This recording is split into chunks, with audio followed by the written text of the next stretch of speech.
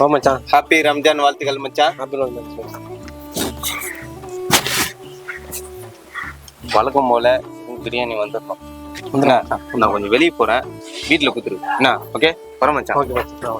என்ன பாய், எத்தனையோ எந்த பண்டிகை வருது, இவன் ஒரு நாளாவது ஏதாவது நம்மளை கவனிச்சிருக்கானா? ஆனா வருஷம் பிரியாணி மட்டும் வந்து கேட்டே இருக்க நம்மகிட்ட ரம்ஜானுக்கு. பாய் அவன் நண்பன் பாய், வா நம்ம போய் நண்பன் வேற இப்படி சொன்னா எப்படி பாய்? என்ன பாய், என்ன நண்பனா போங்க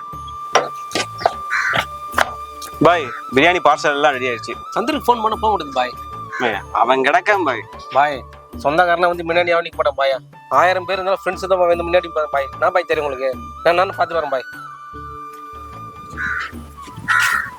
சந்திரே சந்திரே. மாமா வா மச்சான் வாடா. ஏய் ஏன்டா ஃபோன் பண்ணி எடுக்க மாட்டேற? இல்லை மச்சான், வருஷம் இந்து பண்டிகை வருது.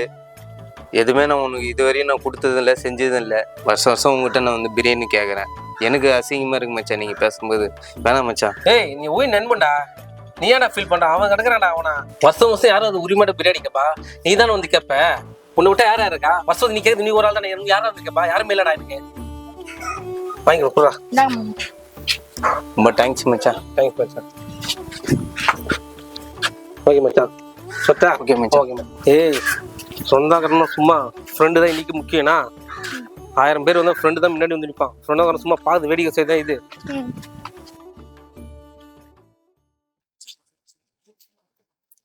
வீட்டுல வேற ஆள் இல்லை, வந்து சிலிண்டர் எதுவும் இல்லை. டேய் டேய் யாரா நீ? நான் எங்க சிலிண்டர் எடுத்துன்னு வரேன்? நீ யார் வீட்டுல சிலிண்டர் எடுத்து? நீ கொச்சிக்கு எதனா வீட்டில் வேற பசங்க ஸ்கூல் டைம் ஆச்சு, நான் சாப்பாடு ஆக்கணும். என்னடா இப்ப சொன்னா எப்படிடா? ஒரு ஆள் இதெல்லாம் எடுத்துனா எப்படி? நீ தப்பு தானே.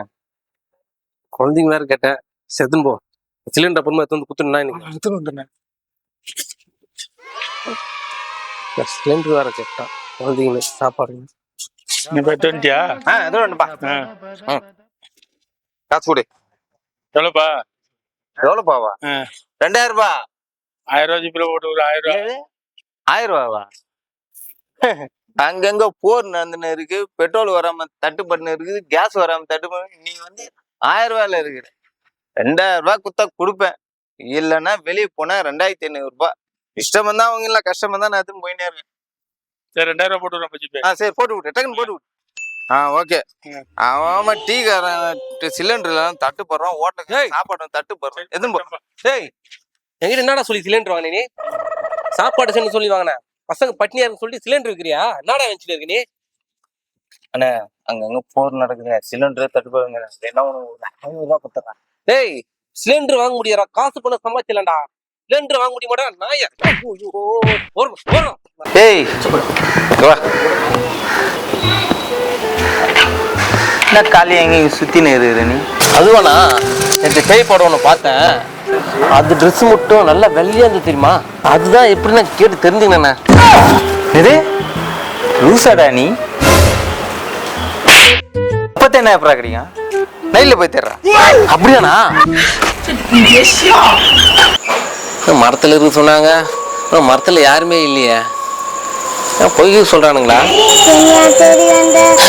என்ன பேயே நீ மரத்து மேல இருக்கும் பார்த்தா நீ கீழே இருக்க.